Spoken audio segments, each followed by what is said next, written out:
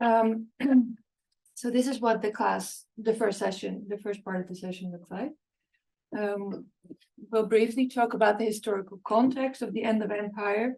We'll talk about John Eugenikos and his literary activities, about which you've read. And then I would like to talk about a few other literati that worked after the fall of Constantinople between Ottoman Constantinople, Venetian Crete, and the Italian Renaissance Italy.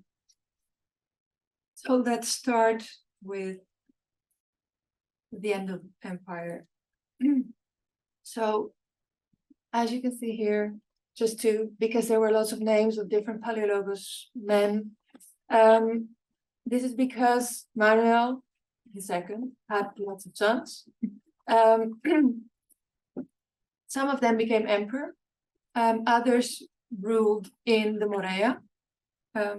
You can see here their names. The most important for our story today is John VIII Palaiologos, emperor between 1425 and 1448. John VIII didn't have any sons, even though he was married 3 times, which meant that he was succeeded by his brother, another son of Manuel II, Constantine XI Palaiologos, who has the dubious honor of being the last emperor of the Byzantine Empire. I think it's also interesting to see that how important the Morea, or the territories of what is today Greece, have become towards the end of empire. It's really Constantinople and the Peloponnese at this point. And Thessaloniki, but only for a while. When was Thessaloniki captured by the Ottomans? Late 14th century? Not that early. 15th century? 1430. 1430. Just to put it on the map, here is around 1450, the division of the Morea between 2 of the sons of Manuel II, Thomas and Demetrios. And Demetrios is the one about whom you've read in the article about John Eugenikos, the strong anti-unionist. Just to encourage you to go there and visit Mistras. So Mistras was the administrative center of the Morea. We've mentioned it before. Here you can see the palace of the despot, where Demetrios must have lived and where hence also John Eugenikos must have visited. Maybe more than even before, we have negotiations with the West. We have been talking about that repeatedly over the course of the last 10 weeks, but I think in this period, especially when the Ottoman threat becomes so urgent, the negotiations are more intense than ever.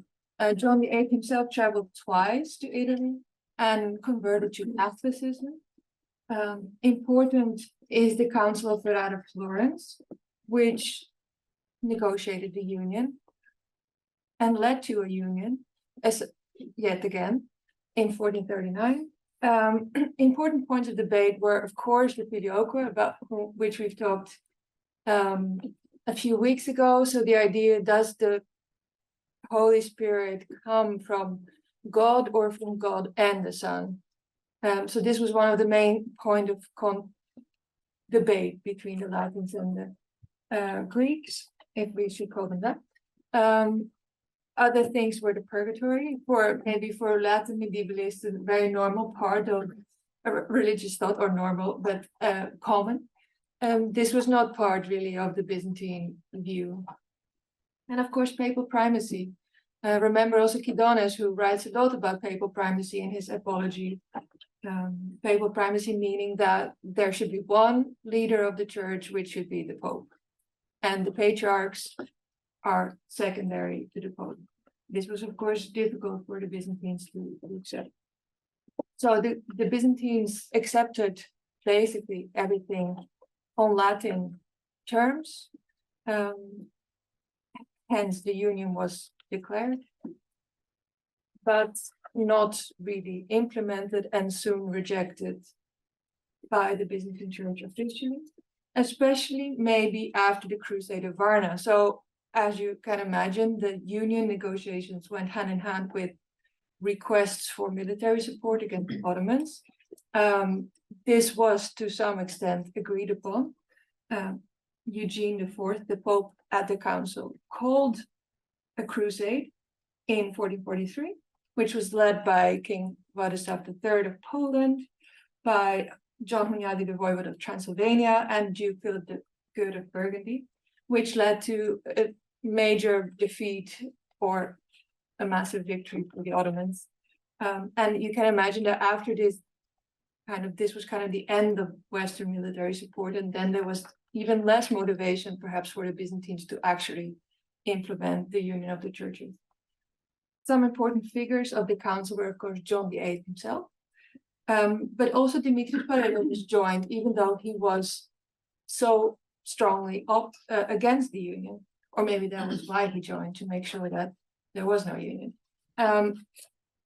There was also Gemistos Platon, about whom we have now spoken a few times over the last few weeks, who brought his former student Bessarion, who was pro-union, Mark Eugenikos, the perhaps in church terms more influential brother of John, about whom we read, Gennadios Koularios, who started out being pro-union, but maybe during the council or immediately after became one of the most vocal opponents of the union, and who also became the first patriarch of Constantinople after the Ottoman conquest of the city. And maybe not such an important figure, but important in terms of legacy, is Sylvester Siropoulos, a church cleric who wrote down an account of the union, of the council, like memoirs, which is one of the main sources for the proceedings of the council. On the Latin side, we have, of course, the Pope, but he was supported by many intellectuals who knew Greek, because we know by now that there were very few Byzantines who knew Latin, and there were very few Latins who knew Greek. So for this council to be held, there needed to be people who spoke both languages.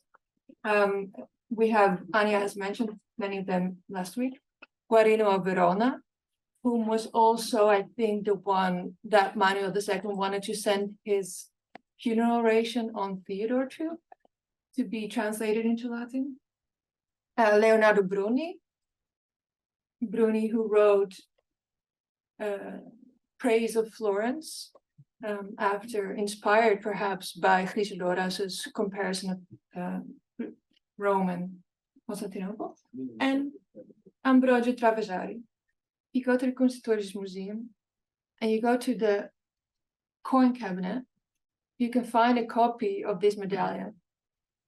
This medallion is a medallion of John VIII by the Italian artist Pisanello. You can see on the front, I mean, depends on how you read, a portrait of John with an inscription in Greek. It gives his full title. John the Palaiologos Basilev, so emperor and sole ruler Romeo of the Romans. And on the back, you see John on horse with the bilingual inscription. So you have here, this is the work of Pisanello, the painter, and then in Greek, the same. This is the work of he made this during, or at least the sketches that you can see here, during the council. A nice product of the council and maybe East-West kind of relations. I think for Westerners, the Byzantines were a little bit exotic. Maybe associated more with a kind of Oriental let's say, than, yeah, with their different styles of dress. And yes, Lauren. Did his hat really look like that? Probably. It wasn't like an Italian interpretation. He spent a lot on that outfit, so yeah. Probably looked like that. Yeah. But it doesn't match what's Marahides wasn't he? It's had true, the but most that is famous also one. almost It's- a century ago. yeah, but this is of the new century. You claim. Yeah. Metochitis, yeah, the turban, that is also, yeah, that must, but I mean, that was like the early 14th century. So it is really 100 years, a lot can change. I think people wore something Oh. different here 100 years ago too. For sure. And culture Yeah, was like that's more true. blended too, because they started funding to the West, so maybe they adopted something from the West. Maybe, yeah, even though it seems from the sources that even so, if the dress and the whole attitude was still perceived by the Westerners as really exotic. which of course didn't help if you wanted to negotiate for a union to be perceived as so other. And I think it's clear, it also shows how wide the gap between the different churches and the different cultures had become by this time. The council is not only important from like church history perspective or a political perspective, but also from the perspective of the intellectual world of the time and literature. There was a lot of translation activity just before and after the council, before mostly theological works to prepare for the debates. We have sources that show that the fathers involved in the council, because the council was already going on since a while, because it was actually the Council of Basel that had been called to discuss the Hussite problem. But then the Pope turned it into the Council about the Greek Union, which gave everyone an incentive to search for sources on this topic to prepare for debates with the Greeks. So there were lots of translations made of theological sources to prepare for the argument against the Greeks. Afterwards, perhaps the translations focused more on ancient Greek texts. It was really an incentive to an already existing interest in Italy at this time in the works of ancient Greeks. The Emperor and Bessarion brought manuscripts to the council, not only religious manuscripts, but also manuscripts of ancient Greek sources. We know from accounts of people at the council that they were allowed to leaf through books of Plato and Plutarch and Euclid and Ptolemy. So these are all ancient Greek sources, philosophers. They are not really, I mean, literature in the sense that it's not Homer and the tragedians. It's more kind of practical texts. Practical, speaking from a literary scholar point of view. So like sciences and philosophy. And then there were, of course, the personal encounters between the scholars of East and West. And there were public lectures held on Greek literature.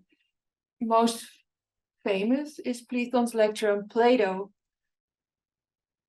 He also wrote his treatise on the differences between Plato and Aristotle during the council, and his lecture and his presence is said to have inspired Cosimo de' Medici to found the Platonic Academy in Florence. So there was a lot more going on beyond the debates on the union of the churches. I think now it's time, against this background, to talk about the readings. I mean, it was basically one reading. What did you think? What did you take away from it? And to tie it into the broader discussions of this class, how did John use learning and literature to advance his career? Anna first. Wasn't one of the things using praise? Like figures, it was something that Using like praises of figures, that which was interesting, because to think of like that as a route to advancement, but it seemed that was something that he used a lot. And I guess it ties very much into what we have discussed in earlier weeks. If we also think about Felice, it's really, yeah, even though he really made it his profession, but yes. Lauren?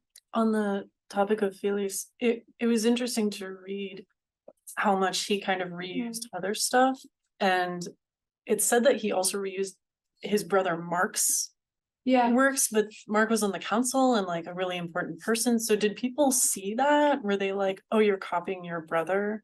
Because it seemed like with Felice, it's like he's kind of aligning himself to this figure, which is legitimizing. But then if you're like kind of stealing from your brother, like that's not great. I think there in the article there are also two parts, right? So the Felice part is really more showing off, but it's interesting because for once it's not an ancient author, but it's a Byzantine author, right? So we have proof of a Byzantine author reading an earlier Byzantine author, which might sound obvious, but it's actually not that common to actually see it. And the article also mentioned that one of Eugenikos' contemporaries, Menos, does the same, but with another important Byzantine poet, some of whom some of you have met him in the reading class, Theodore Prodromos, who really became a big figure later on as well.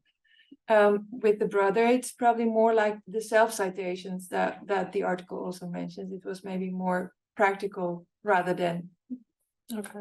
The self-citations make sense to me. But the question of whether it was like, was that a like an economical choice, or was he just really into his own writing? Like, that's a good question. Maybe a bit of both. I mean, we all sometimes reuse things that we've written for other purposes. So I think it's a very natural behavior. I think it was nice how the article showed that he really made sure that it was completely different audiences that would never notice that, right? Salome? I wanted to mention this, like he was doing it for different audiences. There was like for educated ones, he was presenting it like, I know this and let's challenge you if you know what I'm talking about. And for less educated ones, he was like presenting it as his own opinions. Yeah, it's interesting thing. Yeah, exactly. And I mean, this also means that Felice was actually read a lot, right? Because one could not expect that it would be recognized if it wasn't known. So it means that not only this guy read Felice, but that everyone in his circle must have known the works of Felice. Yes, I wanted to add to the first question. Mm-hmm. I think this article, I'm going to say this very casually, is very pro John in a sense that doesn't talk a lot about these political aspects, through his life, because he is constantly collecting political points from all the powerful figures. And the article has this very nice poetic conclusion how, these people in Constantinople, one chose to go to the Latins, the other chose the Ottomans, but he went to a different court. This is like not a good conclusion to someone's life. And I think this is kind of put on the side in favor of his poetic career. And I wish there was more about this part of his life as well. About how he's doing a lot of his writings in favor of others and in service of others as well. I don't think this is as highlighted as much as it should be. I mean, exactly. So, I mean, the article mostly responds to the idea that Eugenikos is mostly this strong anti-unionist.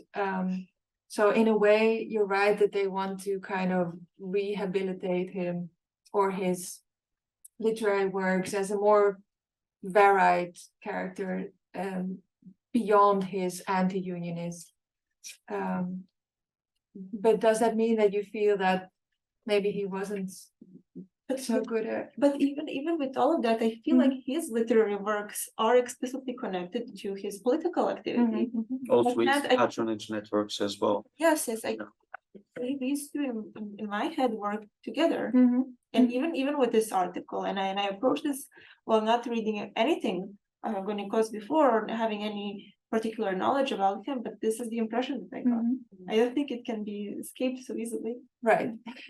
You're probably right. And because in a way that is the point of the article, to show how literature functions to pursue patronage, but also to pursue politics. And politics and patronage in this case are intimately connected. Yeah. But it also shows that pursuing patronage is not a simple process where you go and endlessly praise a person. Apparently, Eugenikos chose between his patrons, and his choices were dynamic as well, according to where he was in his life. He distanced himself from one patron and get closer to another. So these things are pretty nuanced, and seeing that was really nice, because I understand where the authors come from. We as historians are kind of prone to characterize people, whereas there are all these ups and downs. These are real people lives, so there are these fluxes and differences and how they react to it. So in that sense, If we are to characterize him, I would characterize him as a very strategic person that is aware of where he's standing and where other people are standing, not only regarding patronage and who's he's pursuing for political favors and patronage, but also because of what I think it was Salome that said about the audience and how he's adapting his speech to whoever he's trying to address.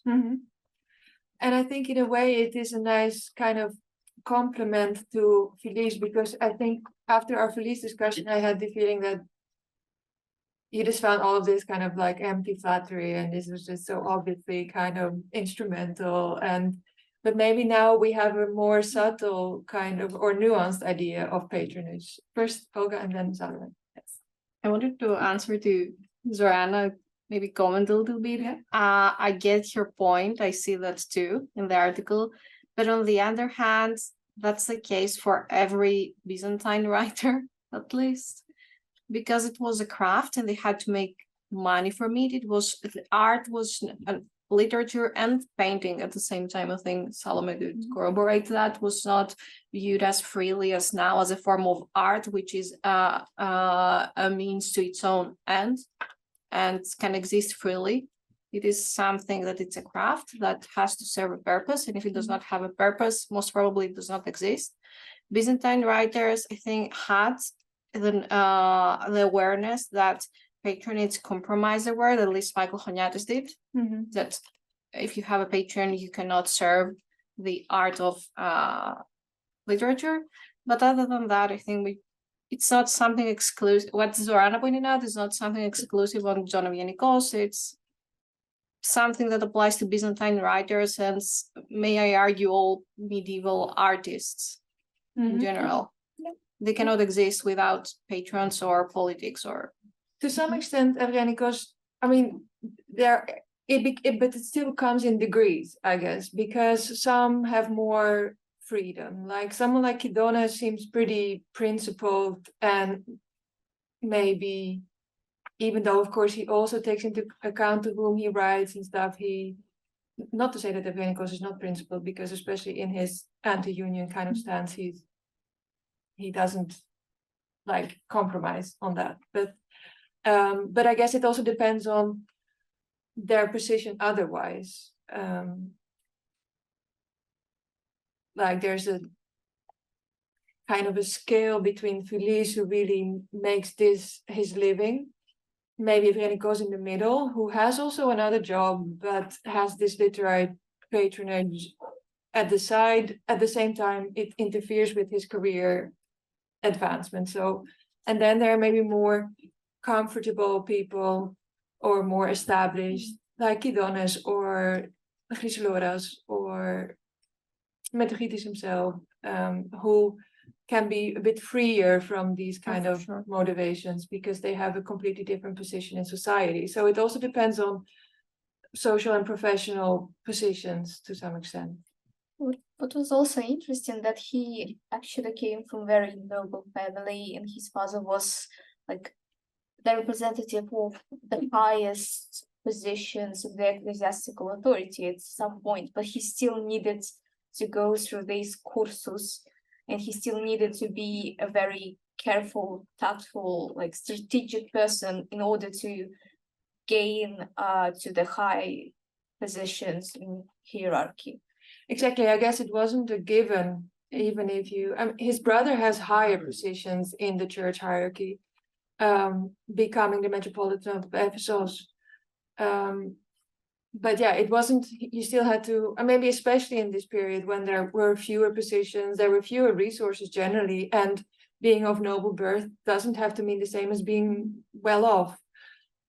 So perhaps you still had to work it, and that's clear. I think that he, you're right, that he still has to make his own way somehow by using his literary endeavors to some extent. Salome had her hand up. You said everything, but I'm gonna add one thing.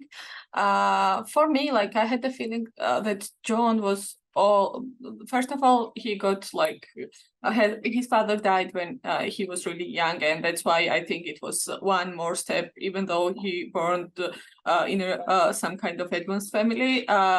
It was one more step to make him more careful and more flexible, but during his life he was all the time overshadowed by his brother, and that's why he was like even more careful, even trying to be more flexible to go through like all the things he went.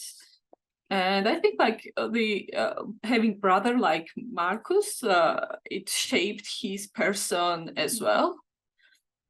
Yeah, maybe. Yeah, thank you. I mean, I think it also seems that he might have at least ended up at the council, for instance, as in his brother, through his connection with his brother, because he wasn't such an important church figure himself at the time. So maybe being connected to his brother, sure, it might have done something to him psychologically. It might have also opened doors. But still, he was like, I guess, all the time feeling kind of overshadowed by his brother. And even though when you have someone else who is helping you, it still like make you feel less than your brother, and that's why, yeah. Maybe. And I had the feeling when I was reading, like, yeah, he's kind of trying to prove himself somehow. In the shadow of his more important brother. Yeah, maybe. Thank you. I don't know if we have any, if he himself expresses this sentiment somewhere. That would be interesting. We have mentioned most of it. So he uses erudition and literary activities to garner patronage from influential figures, especially the members of the imperial family. Before the Council of Florence, these included the Emperor John VIII himself. Afterwards, not so much because of their completely different ideas on the union. But he focused more on the anti-unionist brother Demetrios, as well as the rulers of Trebizond. And I think the article is successful indeed in showing that he kind of smartly uses the separations between the different rulers to maybe, especially in his self-citation kind of practices. He made a career in the church, and on the side was also active as a scribe and a tutor. He was very active after the council in writing anti-unionist texts to exhort his fellow intellectuals to stand up against the union, who included Scholarios, Plethon, and Amirudzes, about whom I will say a few things in 2 minutes probably. His most directly related anti-unionist work is the Logos Antiretikos. We have seen the same title, I think, in our discussion of hesychasm. So this is a general kind of anti-text, which word by word refutes the council's decree.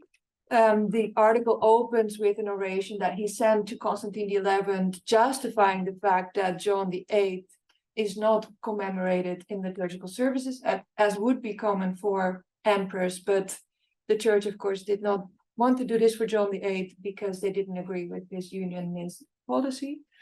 He writes various ekphrasis, so descriptions of cities, including Corinth and Trebizond, which nicely ties in with other scholars' works at this time, right? We have read Chrysoloras last week, and on Friday we'll read Trebizond, the Encomium on Trebizond by Bessarion.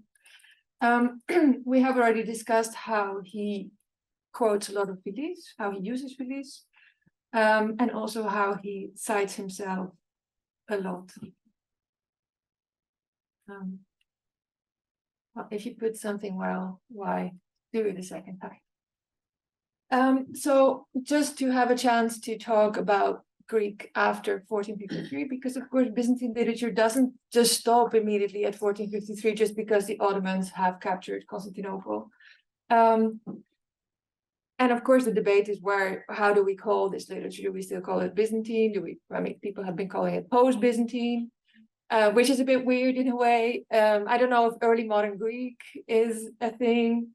In any case, many Byzantinists kind of stop at 1453, and I guess modern Greek scholars take over from there.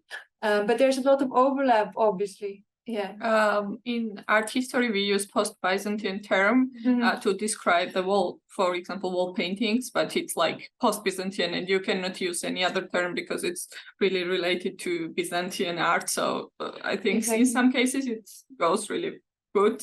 You cannot use any other term. No, it's true, and I think in literature it's also often called post-Byzantine, but then moving towards Greek, and I think if we think about our discussions about were they still Byzantine, they were Byzantine, but were they Romans, were they Greeks, and on how their self-perception also changed in this period and immediately after the fall of Constantinople, maybe. And it differs so much. There are so many different groups of Greek-speaking writers at this point. So in any case, it's kind of artificial, and I hope you agree with me that to say Byzantine literature stops at 1453. We have immediately after the fall laments for Constantinople, hundreds of them, written in prose as well as verse, both in high style, classicizing Greek as well as vernacular, drawing both on ancient Greek and on Byzantine traditions. We have the historians of the fall, about whom we will have a chance to speak a little bit more in week 12. The historians of the fall are 4, which means the historians of the fall who write in Greek about the capture of Constantinople. We have Sphrantzes, who writes a personal memoir in vernacular Greek. We have Doukas, about whom Osman will write his paper. We have Kritoboulos, who writes a classicizing history for Mehmet. So he writes a history about the conquest of Constantinople in Greek for the Ottoman Sultan Mehmet. And we'll talk about him in week 12.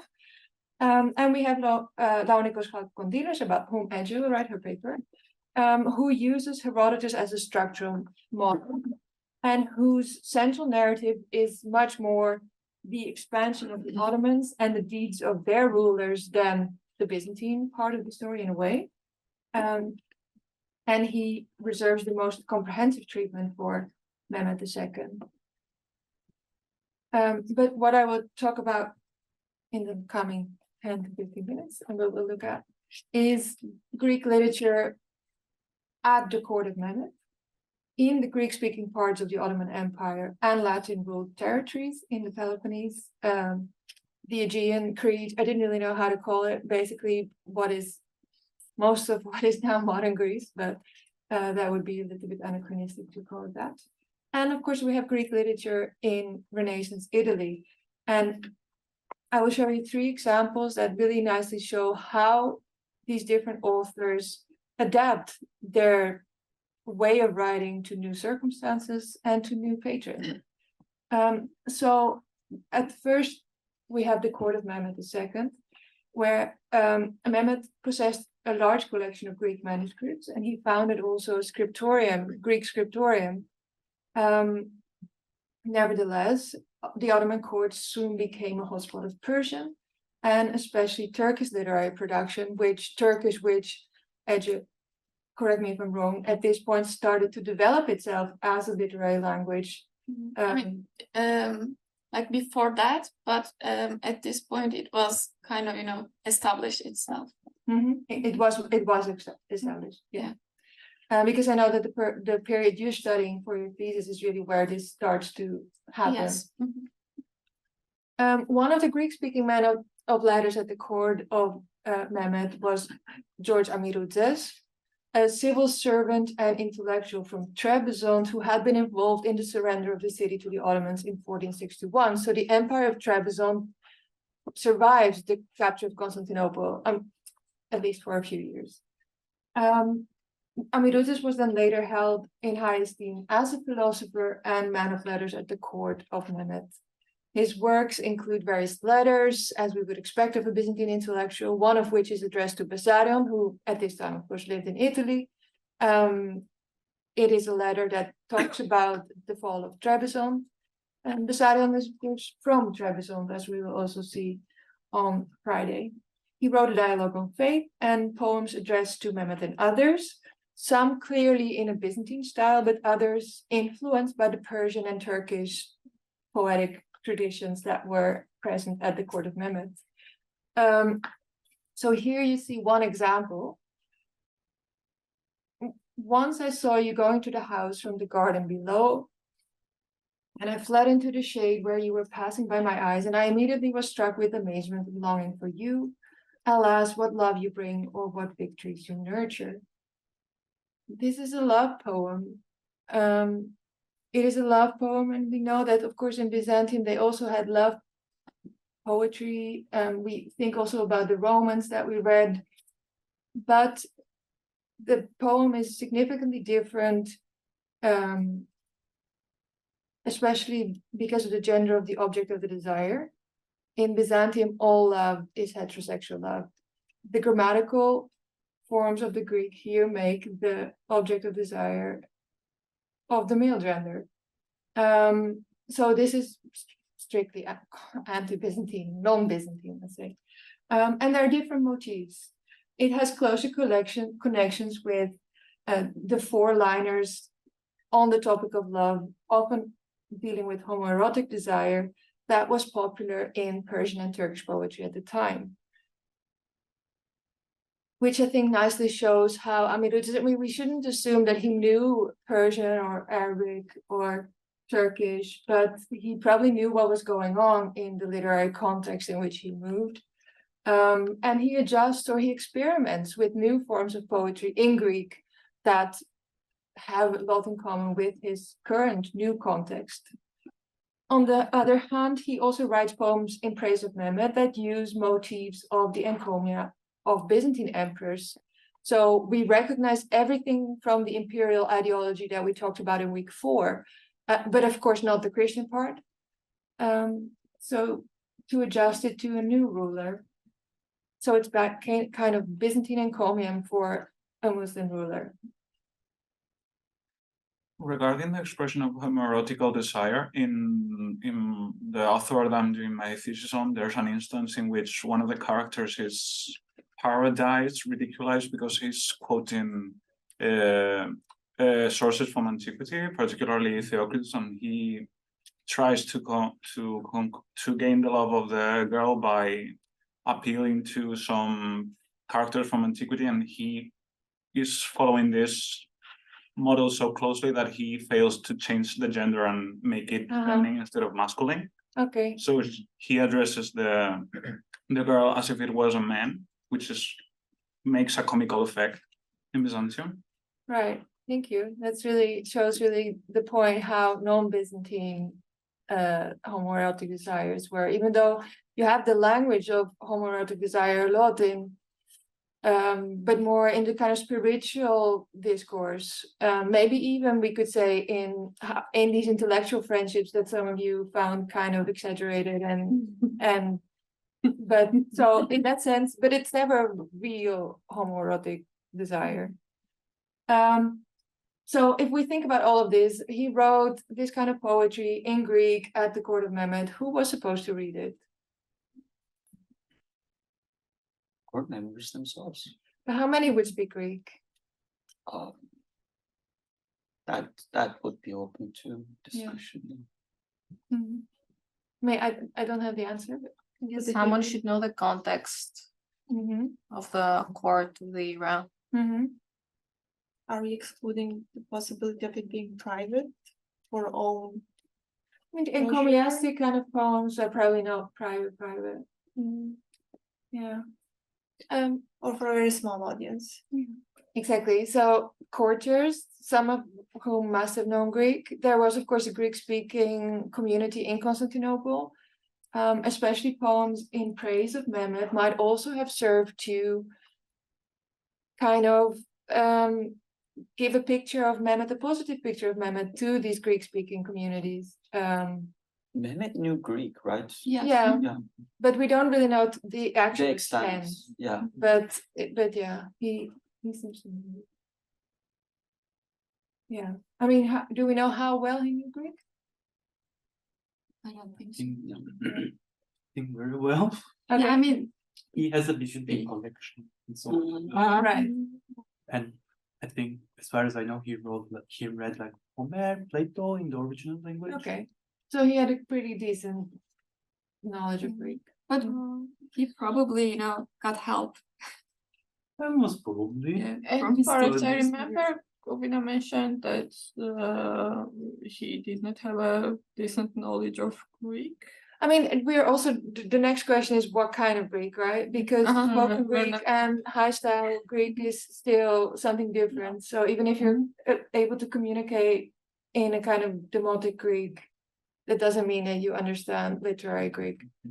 Yeah, Hannah. So like leading off of your question about who is meant to read this, it also like is the purpose of creating this sort of poetry like an attempt to have a sort of literary assimilation, or like that's because it's taking literature that would be in a non-typical Byzantine form, but sharing it with the Byzantine population.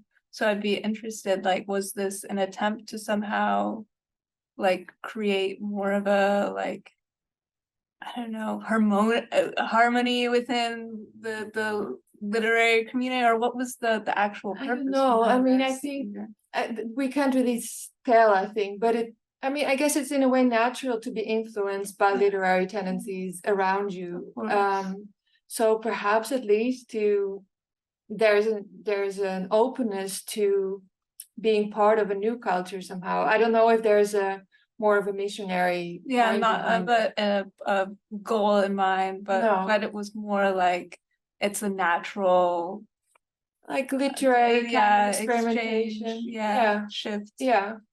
And maybe also, I think experimentation that stretches the boundaries of previous Greek poetry, it might have been appreciated at the court, maybe especially if Mehmet knew enough Greek to understand this, but he also knew the other types of poetry. He might have understood how Amiroutas is doing something in Greek that other authors do in Persian or Turkish. Maybe the Greeks in Constantinople would also appreciate it as some kind of new inventive form of literature.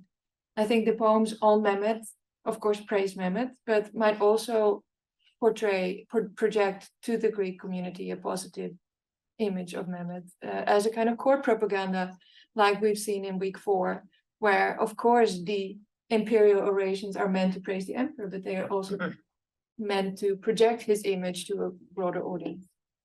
I saw Yeah, it was also just because it's interesting after like a lot of the class, it seems like up until at least the interest that was in Latin scholasticism, which of course like after this point has decreased with the like change of power in Constantinople, the fall of Constantinople, but it seems like in the past that the Byzantines were not so open to having a lot of like outside influence. So I mean, the situation is entirely different now, of course, Yeah. Without there being a Byzantium. So yeah, but it's a significant change. You're right, and I think if we move on to Venice, no, to Crete, which is in this case almost the same. We can see similar instances of that, but in other contexts. So Byzantines with intellectual and literary ambitions mostly turned towards the west after 1453. Many of them first fled to Crete, which became a hub of information and intelligence after the Ottoman conquest. The island had been under Venetian dominion since the Fourth Crusade, so since the early 13th century. It was known as the Duchy of Candia. And already starting in the 14th century, there had been a growing number of native Greek-speaking Cretans who started to compose in the vernacular, incorporating new themes like romantic love and using novel forms such as drama, of which we have basically none in the Byzantine context. So here we also have a Greek-speaking population under Latin rule, doing something completely new, perhaps under the influence of Western cultural tendencies, but maybe also just, I mean, we should of course not always try to look for influences. Maybe they had just different creative impulses being no longer maybe directly part of the Byzantine Empire.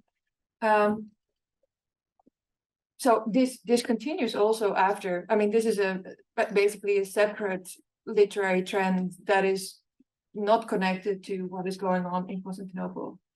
In any case, after 1453, one of the key figures of cultural exchange and transfer between Constantinople, Crete, and Italy was Michael Apostolis, who was a native of Constantinople, moved to Crete after the fall of the empire, and sought a position in Italy with the help of Bessarion, even though he didn't succeed in the end. He worked as a teacher in Crete, and for his former pupil, wrote Synaxarian verses, which is summaries of saints' lives according to the feasts in the order of the year, in a meter that was virtually non-existent in Byzantine Greek, but that features prominently in modern Greek, and that is often connected to Italian influences, which already shows again how kind of the new context gives an impulse to literary innovations, but also how the local context is important, because these Synaxarian verses venerate a lot of Cretan saints in particular. It takes a deliberately positive stance towards the Venetians, and it includes references to the latest political events. So there's a lot of kind of updating or making local these stories or this whole text, probably assuming that this would appeal to the reader, his patron. So again, we see, of course, new context with intercultural exchanges, but also the influence of the local tradition, let's say. That is what I want to say about Crete. Let's move to Italy. We have already talked about Italy, of course, last week. But with Bessarion being the topic of Friday's class, we will be more in Italy, even though he will take us to Trebizond in particular. But we cannot talk about Greeks in Italy or Greek in Italy without talking about Francesco Filelfo, who spent 7 years in Constantinople during his youth and who acted as a secretary to John VIII Palaiologos. And he was an Italian. He was, of course, very good in Latin. So you can imagine how useful he was at the court, knowing both Latin and Greek. From 1427 onwards, he taught Greek in Italy. And in his interactions with the Byzantines, he was mostly interested in their classical learning and also in the fate of his former residence of Constantinople, but not so much in the medieval literary heritage. And this is very much in line with what we read last week in the readings, but also what Anya talked about last week. He composed a substantial amount of poetry in Greek. And in this respect, I guess he's kind of unique, especially because he's so early to do this. Later humanists might also writing Greek poetry, but he was really already at this point so confident in Greek that he wrote, he wrote also lots of things in Latin. His Greek things were mostly, he was kind of proud also of his Greek, but it was really a play for him. Interesting in his Greek poetry is how it shows influence from Latin poetry. So it has specific non-Byzantine features that are due to the Latin ancient tradition of poetry in terms of meter, for instance. His poems have a strong inclination towards classical literature, which we can, of course, only expect from humanists with their strong interest in classical literature. The poetry produced by Byzantines in Italy is limited, but also started to be adjusted to these humanist tastes. So they also stressed more their Hellenic identity and their adherence to the ancient Greek heritage. And their literary production started to display a strong adherence to ancient models, also in Christian contexts. So I think this is interesting, again, that it shows how the new context influences the form of literature, how it kind of again gives an impulse to new literary trends. But I think here it's also important that the Byzantines are indeed becoming Greeks to some extent. And we will see also in Bessarion, it will be interesting how he reflects on both the Greek and the Roman role in the history of his city Trebizond. But yeah, so more on Bessarion on Friday, maybe to close, and then we are good on time, I think. Bessarion wrote, for instance, 2 epitaphs, so 2 tomb inscriptions. The first one for Pleithon, and the second for himself. The first one reads, George, Pleithon, holds the earth with his body, but the stars with his soul, a most reverend temple of all wisdom. For himself, he writes, I, Bessarion, erected when I was still alive, this monument for my dead body. My spirit shall flee to God immortal. What is the main difference? If you can pick one, yeah, Lauren. The second one is very just practical, and the first is very, I don't know, I want to say romantic for lack of a better word. Okay. It's very not practical. Okay. The other you find, yeah, so the first one is more maybe poetic and the second is a bit straightforward. Okay. Something else? Second one is quite Christian, the first one is quite Neoplatonic. Yeah, exactly. So why would he do that? Platon was Neoplatonic. Yeah. He was also kind of Neoplatonic. Yeah, himself as well. Yeah, but he wasn't only Neoplatonic, but also He was kind also of. Christian. I mean, it's difficult to say he wasn't a Christian at all, but maybe. He wanted to revive paganism, remember, like the ancient Greek.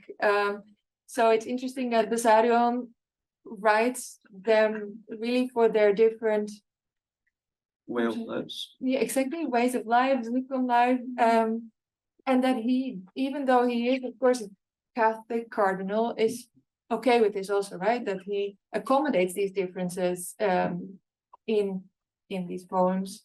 The first poem, in a way, is also very classicizing in the ideas of